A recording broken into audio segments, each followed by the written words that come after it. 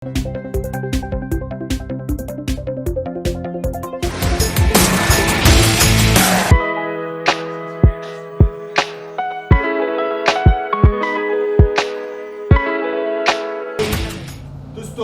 düzdönlüğü ortağı.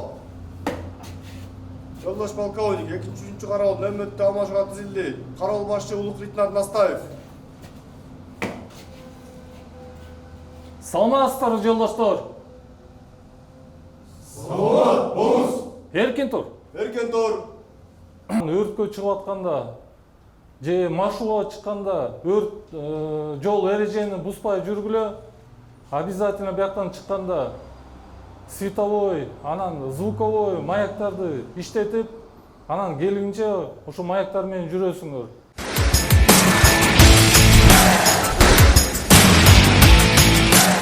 Учурда биз азыр өрт өчүрүүчү кызматтык унааларды, ага керектүү тетиктерди көргөзүп берүү үчүн турабыз. Бул жерде ал эми мага көмөкчү Кайрат байке болот.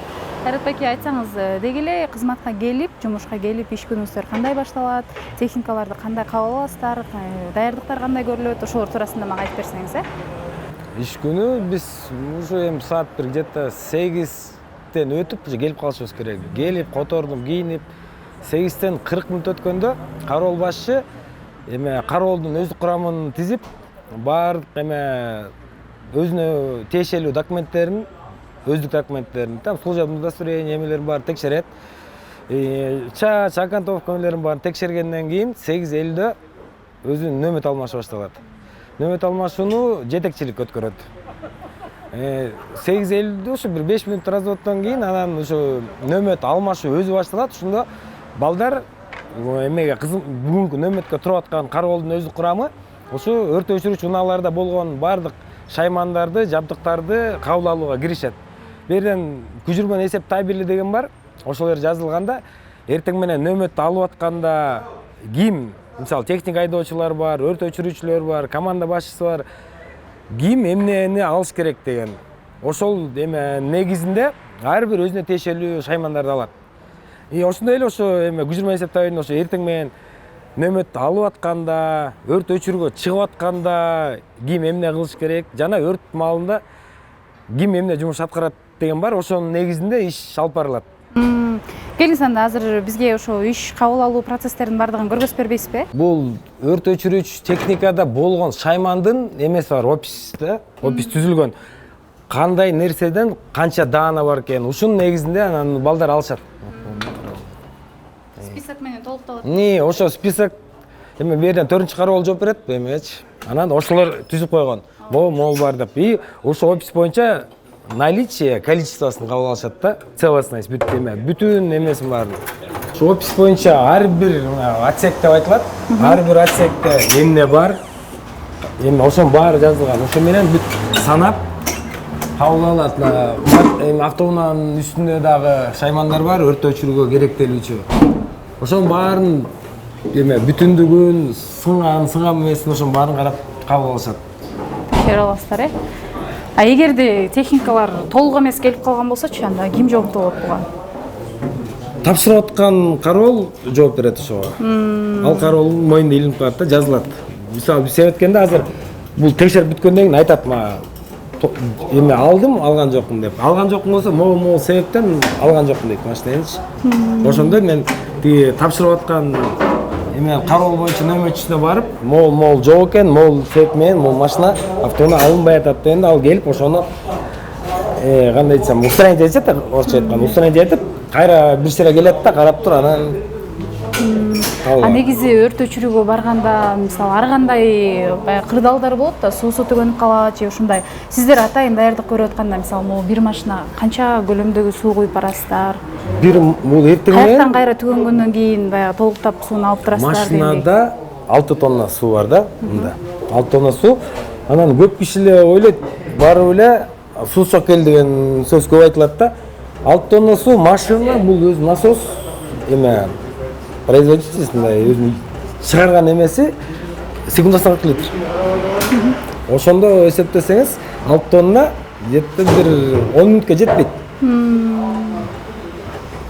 Анан ошол себептен атак эме машинада суу жок болбойт. Эртең менен кабыл алып атканда Бичине эле эмеде датчиктер бар, суунун көлөмүн көргөзүп турат. Бичине эле ылдый болуп калса, машинаны чыгарып, уже машина суу толтурганга турат. Суусу жок, кабыл алынбайт машина. А мисалы ошол өрт өчүрүүчү жайга баргандан кийин суу төгөнүп калгандачы сиздер кайра кандай толуктайсыздар? Шаар боюнча өрт өчүрүүчү эме гидранттар бар. Эме уличный гидранттар бар, көчөдө жайгашкан. Анан объекттер, кээ бир объекттерде, мисалы, больницаларда, мектеп, садиктерде аймагында сөзсүз түрдө гидрант бар. Анын картасы бар, ар бир машинанын ичинде картасы бар. Эме өрткө баратканда эле уже кароол башчысы же команда башчысы уже картадан суу булактарын карап баштайт. Айдоочу айдап кете берет, өрт болгон жерге тиги суу булактарын карап, суу керек болуп калса кайсы жерден суу алам деп уже дайындана баштайт да ошону ойлоп. Азыркы учурда мына машинанын сыртынан бери баягы сүртүп тазалап айтор аябай дайындыкта чыгат экенсиздер. Анан машинанын мына ошондо эки жак бетинде баардык керектүү техникалар камтылган же ар жак бетинде да дагы башка техникалар бар өзүнчө. Ар жак бетинде точно ушундай эле да. Машинаныкинде. Ооба. Эми бул техникалар менен тааныштырып өтсөңүз, мисалы бул баягы шлангилердин узундугу кандай? Суу жеңдери деп коет. Эме 3 түрү бар диаметрлери менен. 51-чи, 66-чы, 77-чи деп бөлүнөт. Ушуларга башта кошулган стволдор. Ушу суу жеңи машинага туташтырылып бул жака. Бул жерден барып аркы учуна ствол кошулат да, ушу менен анан өрт өчүрүү процесси жүрөт. Ушу берден суу чыгат. Мисалы ошол жанагы ар кандай кырдаалдарда колдонот экенсиздер, мына барскоо немелерди, ломдорду, ошону кайра дагы бир жолу айтпайсызбы эке? Мисалы бул жерде мынакей лом бар, ломдун оор лом, анан жеңил лом бар.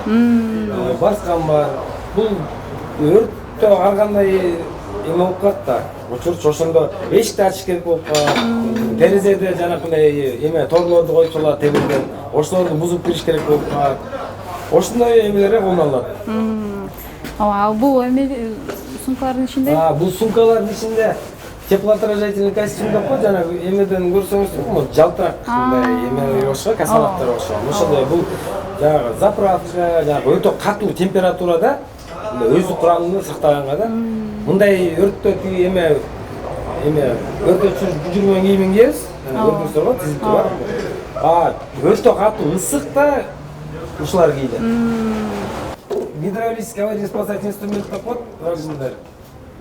Эме домкрат сыяктуу эмеси бар. Эшикке ичинде ачылып жаткан салып туруп, ертең бул тиши ачылат. Эшикти ачса болот, кулдусун бузуп. Ачып турган жерде эмеси кайчы пруттарды, темир арматураларды кессе болот. Анан Кыргызстанда колдонуп атасыздарбы ушуларды? Ушундай кырдаалдар болуп атабы? Эми болуп калат. Көбүнчө мындай деле колдонуу ситуацияда эмес, а так кез кезде колдонуп калабыз.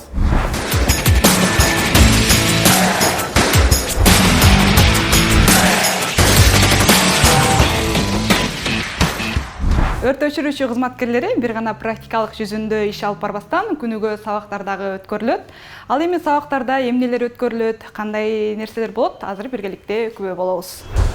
АКП-54 для чего он предназначен? Для тушения пожара, для спасения людей и имущества граждан, которые находятся в высотных зданиях.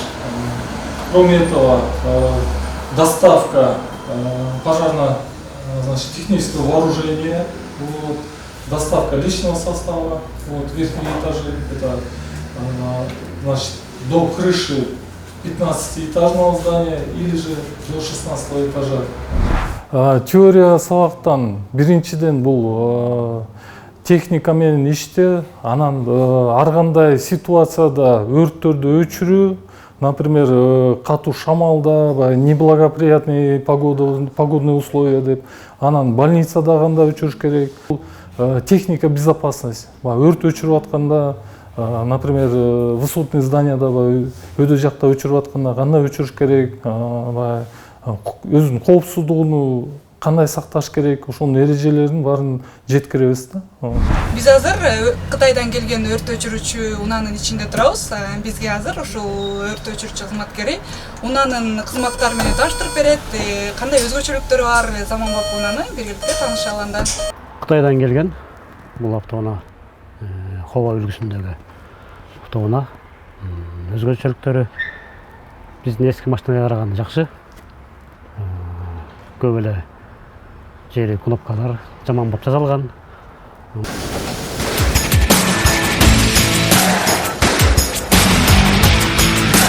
Азыркы учурда мына биз өрт өчүрүүчү кызматкерлер ушул жака келип кийинип кетишет. Биздин программабыздын башкы максаты ар бир кесип ардактуу, ар бир кесиптин түйшүгүн көрсөтүп берүү. Ал эми биз азыр турган жерден кийинип чогуу өрт өчүрүүчү кызматкерлер менен даярдыктардан өтүү практикасын көргөзүп беребиз. Менин жанымда турган Айтурганым кесиптешим. Мына көргөнүңүздөр биз кесиптешим экөөбүз. Атайын өрт өчүрүүчү кызматына кандай кийимдерди кийип барат, ошолорду кийип биргеликте көрөбүз дагы. Андан аркы эмнелер болот, аларга кошо токтолуп өтөлү. Башталганда. Негизи өрт өчүрүүчү кызматкерлерге атайын даярдыктар үчүн 1 мүнөт убакыт берилет. Анан эми биз азыр 1 минуттан ичинде жетишебизби, жетишпейбизби, азыр алдыдан көрөбүз.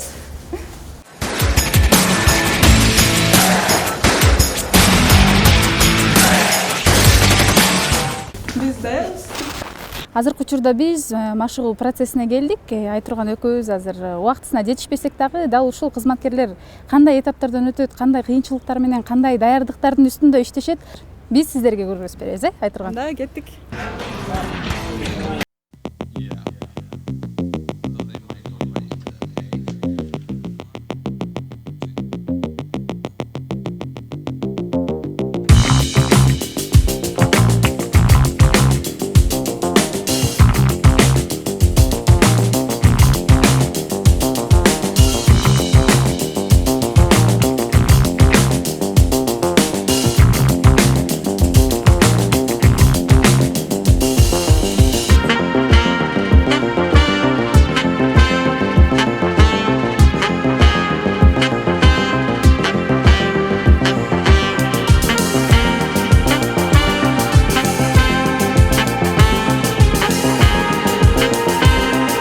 Чыккан учурда дал ушундай куткаруучулар өзүнүн өмүрүн сактоо үчүн дал ушул жип аркылуу бийик кабаттан ылдыйды карай түшүшөт.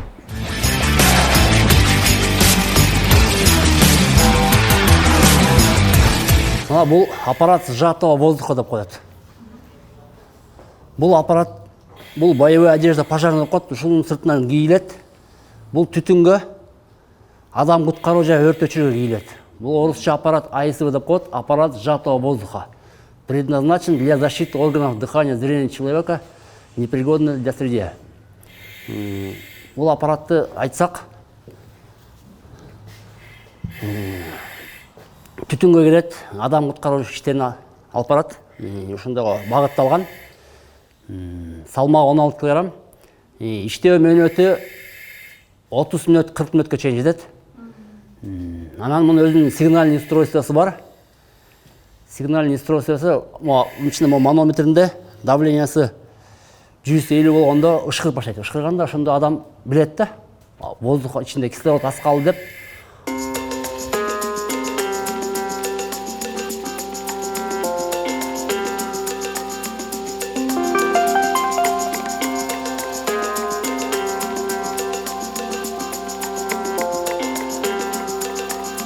Урматтуу көрүүчүлөр, бүгүн биз мына өрт өчүрүүчү кызматкерлеринин өзгөчө формасын кийип турабыз. Бул форманын өзүнүн салмагы эле 8ден 10 килограммга чейин жетет экен.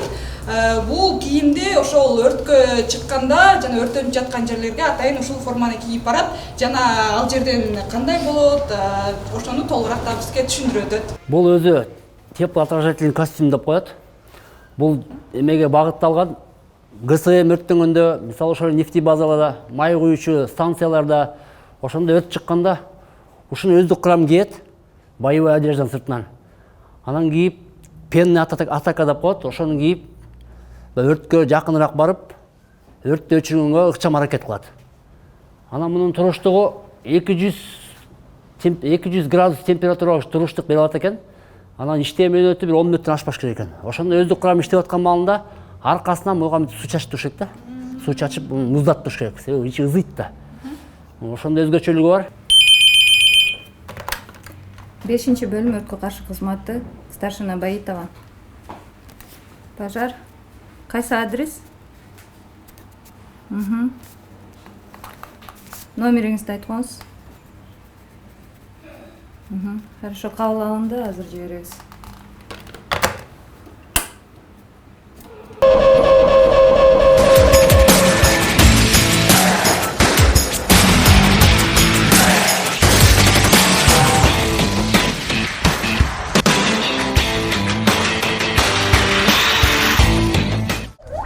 Водители, внимание, пропускается старшина. Водители, внимание!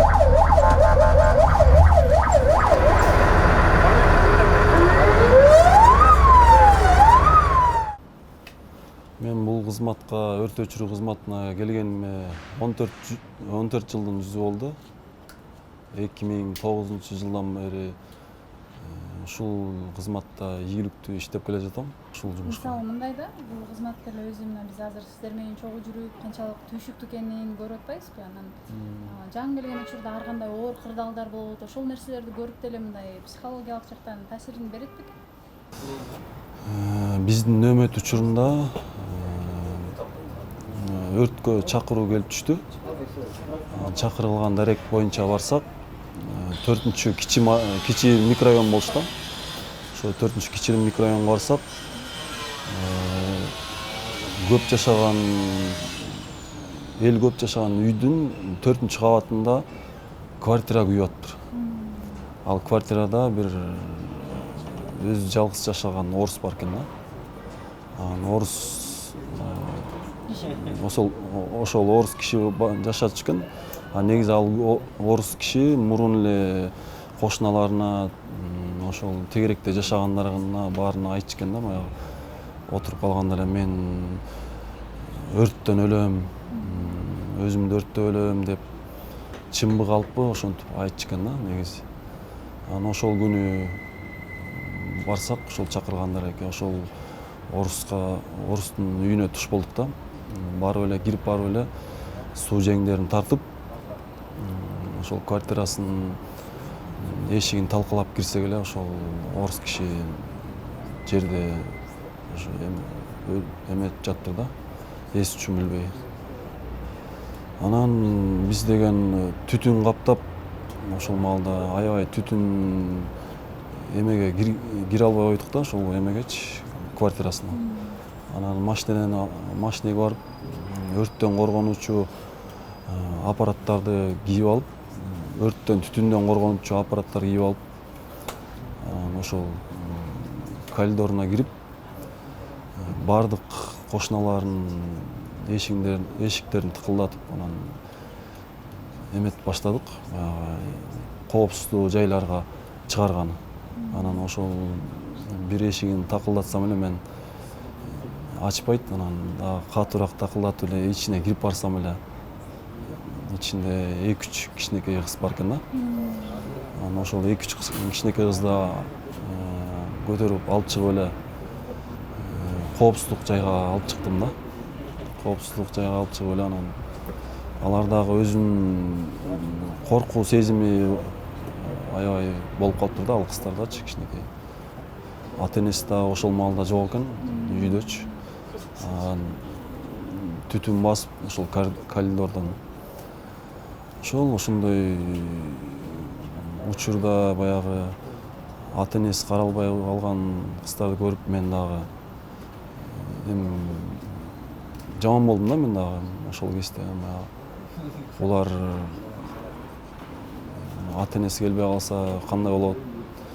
Же болбосо биз мындай эметип калсак кандай болмок депчи. Ошондой учурлар көп болгон. Биздин жумуш дагы аябай оор.